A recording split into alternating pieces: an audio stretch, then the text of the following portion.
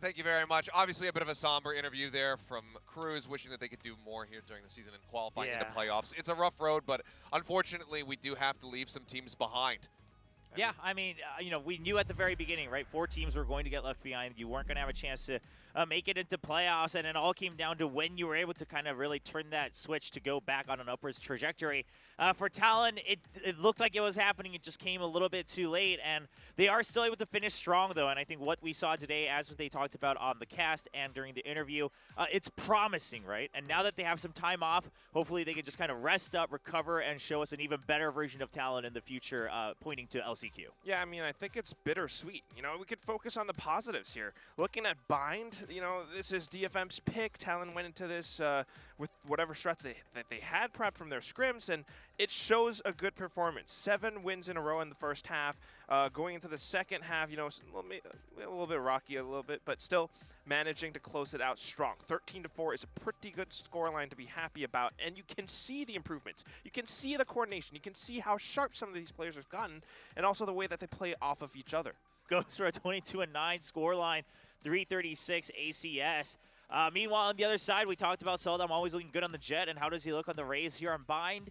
It didn't look good, right? It didn't look as good. I mean, did it look bad? Maybe not, but his Jet normally looks so good, and this Raze in comparison wasn't as explosive as the Agent is. Yeah, I mean, it's a couple decent plays there, a couple multi-frags, but obviously not as polished. That's what we had the question around, was how was this going to look in comparison, and obviously a fairly large delta. And that's what we do see for a lot of people who at least start off being a big Jet main. Took a while for Buzz to be able to pick up the Raze, even, you know, RB, Foxy9 when we've seen it. So it is something that is obviously very different in its playstyle, very different movement. So things that need to be worked on. Let's go ahead and just dive into the nitty-gritty of it, obviously, though, because this wasn't a pretty one for the side of DFM.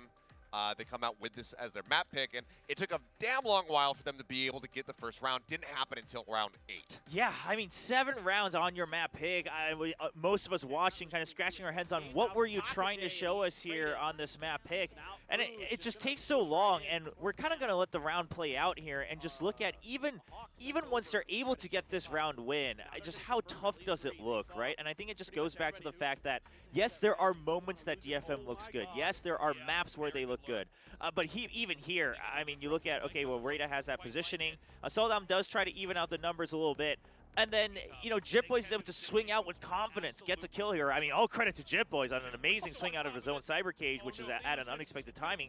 But again, it goes down to the wire, right? And if this is how you're, even on, you know, maybe, you know, the 2 maps you've won so far in the season, or even on that Lotus where it looked close, if this is how you're able to get by, you know, you're always going to be missing that 2%. And I think these are the type of rounds, even the ones you've won, where it would be great to see DFM go back and look at it and say, why was it so close? What are those micro mistakes we're making that we let the lead slip away from us? Meanwhile, Talon able to just keep their composure despite some of these rounds. I mean, still relatively safe. You could see some tiny mistakes here and there, but that's what it comes down to for these 2 teams. That's why, you know, they have these standings that we're seeing, right? But it's a lot to consider. It's a lot to work on and fix, and you can go back and hyper-analyze all of these tiny little, you know, whatever it is, like protocols that need to be tightened up or what have you. Maybe it's the agent composition or just overall strategy.